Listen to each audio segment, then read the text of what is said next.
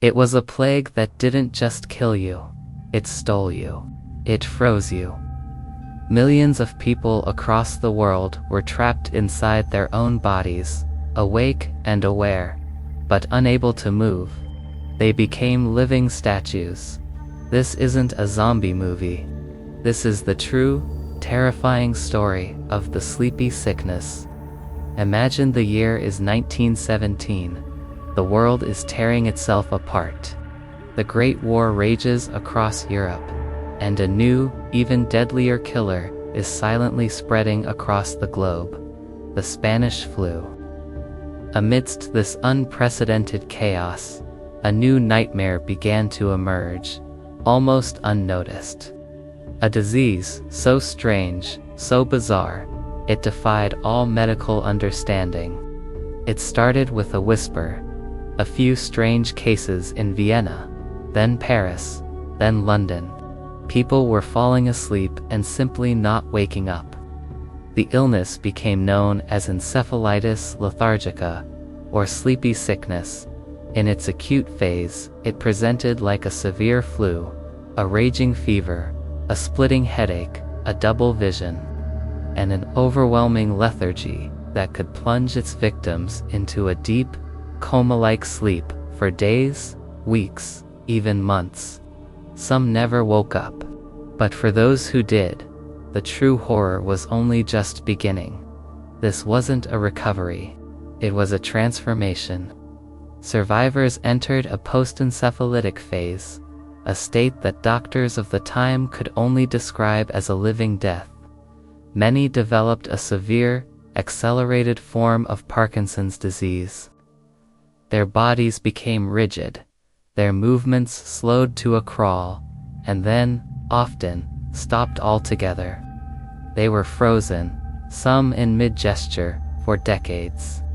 Imagine being fully conscious, your mind as sharp as ever, but your body is a prison of flesh and bone from which you cannot escape. You can see, you can hear, but you cannot speak, you cannot move, you cannot even blink. You are a ghost in your own machine.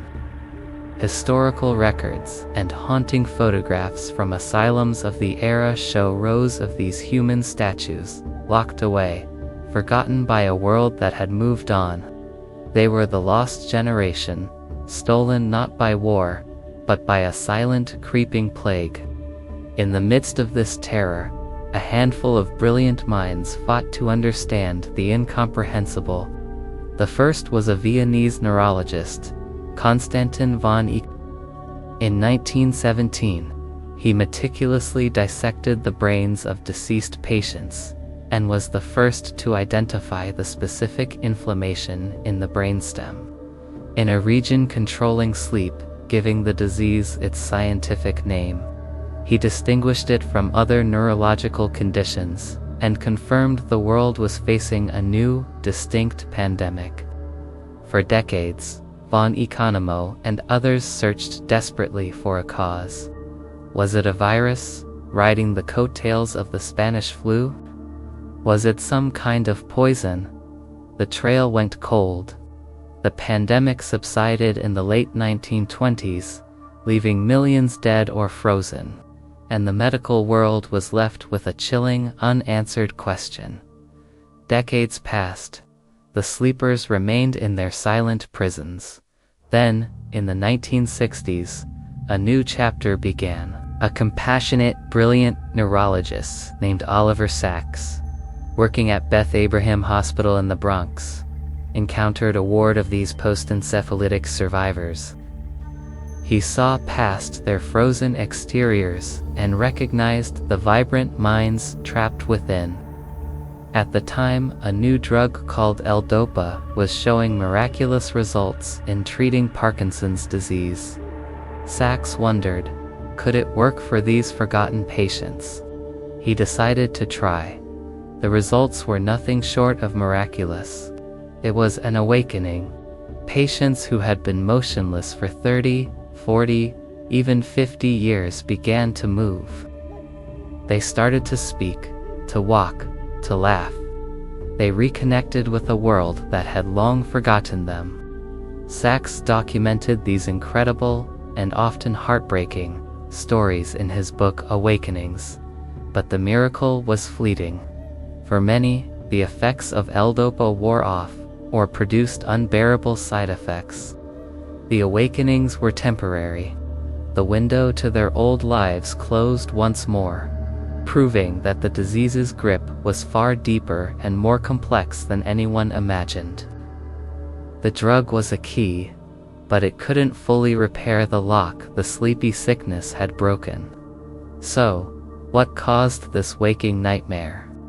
This remains one of the greatest medical mysteries of the 20th century. The most obvious suspect was a virus. Given that the pandemic coincided with the Spanish flu, many believed the flu virus itself, or another unknown virus, was the culprit. Researchers have spent a century hunting for it, analyzing brain tissue from victims, searching for a genetic fingerprint. But to this day, no specific virus has ever been definitively isolated from encephalitis lethargica patients. The ghost in the machine has remained a ghost. This has led to the leading modern theory that it wasn't a direct viral infection, but a rogue immune response. This is known as the post-infection or autoimmune theory. The idea is that a common infection, possibly from a strain of Streptococcus bacteria, the same kind that causes strep throat, tricked the body's immune system. In its effort to fight off the bacteria, the immune system became confused and mistakenly attacked a specific part of the brain, the substantia nigra, the same area affected in Parkinson's disease. This would explain why no virus was ever found and why the disease seemed to appear so randomly. It wasn't the germ that was so deadly, but the body's own catastrophic overreaction to it. Of course, with any great mystery, more fringe theories emerge. Some at the time pointed to environmental factors related to the war, perhaps even a side effect of vaccines that were being widely used on soldiers.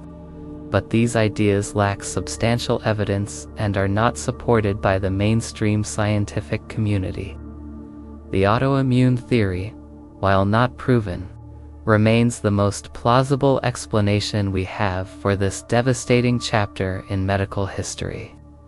This brings us to the most chilling question of all: could it come back?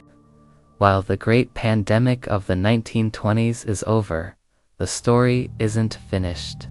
Sporadic cases of encephalitis with strikingly similar symptoms, known as atypical encephalitis lethargica, continue to appear around the world.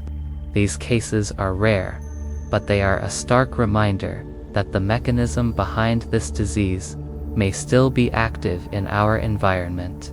Are these isolated incidents, or are they the first tremors of a potential return? Scientists can't say for sure, because we never truly identified the cause.